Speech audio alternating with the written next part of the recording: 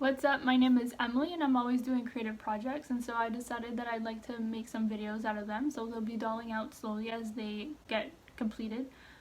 In this video I'll be showing you my rendition of the TikTok inspired beer pong table, and this actually ended up being a birthday present for my brother. So we actually got really lucky. We went on Facebook Marketplace and we found this foldable 6-foot table for free.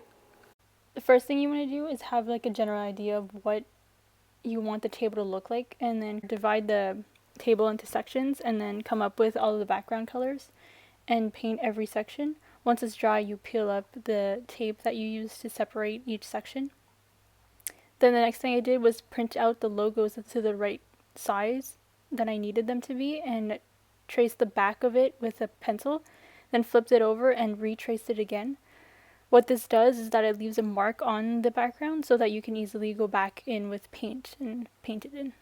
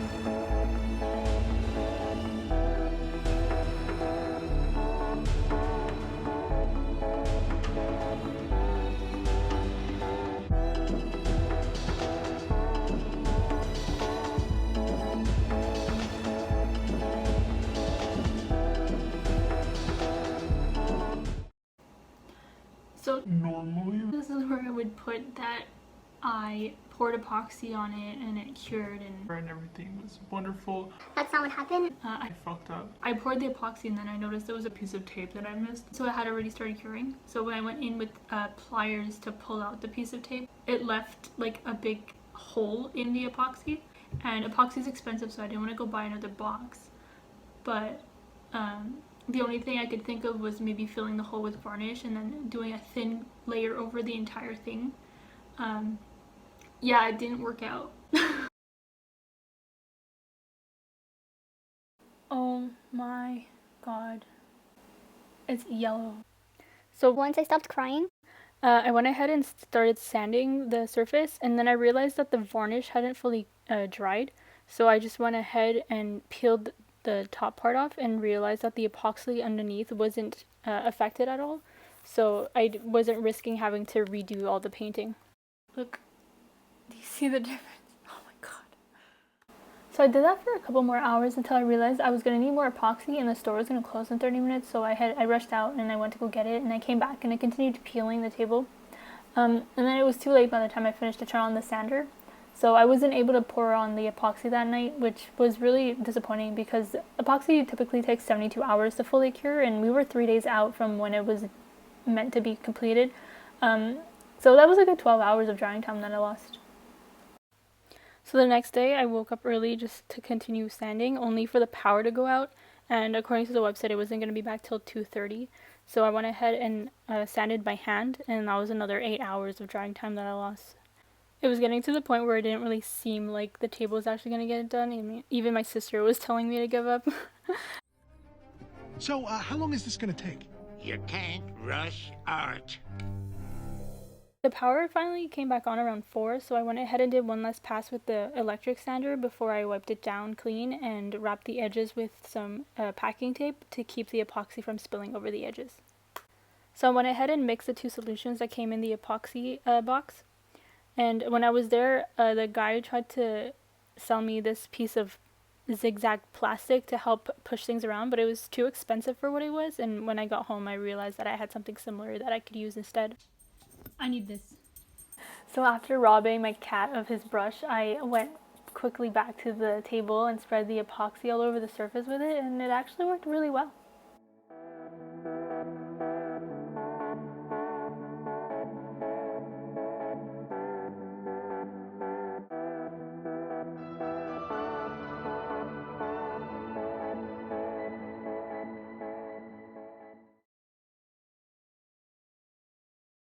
After doing some research to try to find a way to accelerate the curing, I found that the temperature was a major factor in how long it took for the epoxy to cure.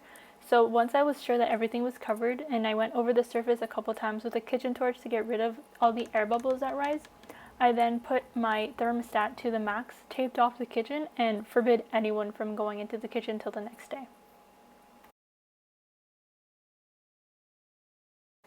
Now at 30 degrees, it would take about 36 hours for the epoxy to fully cure, so the next day I waited as long as I could before I absolutely had to finish the table. So around 4:30, that's 24 hours of curing time, I couldn't wait any longer.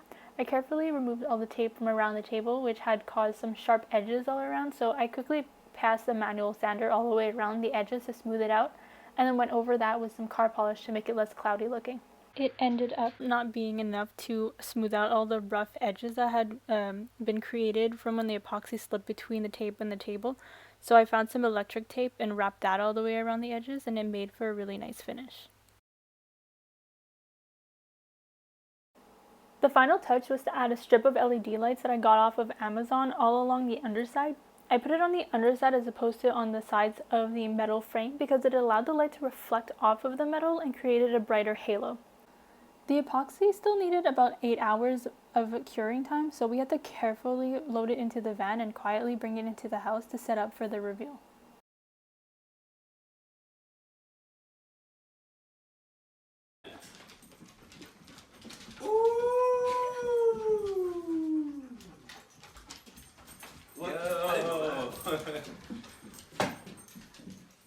Happy birthday!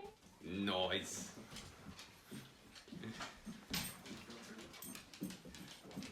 Damn. I didn't know you guys were.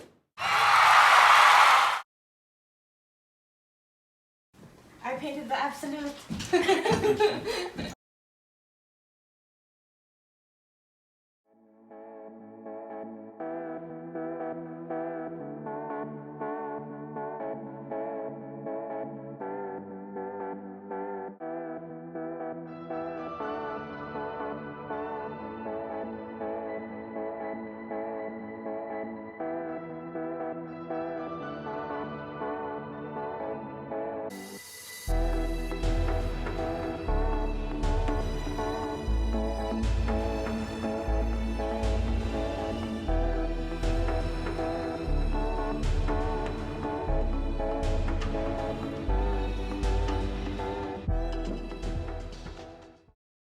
So this is what the final product looks like, and I'm really happy with it. I don't think I would change anything.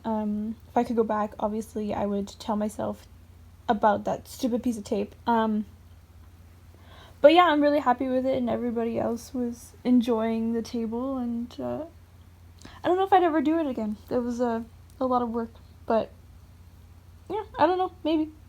Probably would. Thanks for watching. Bye.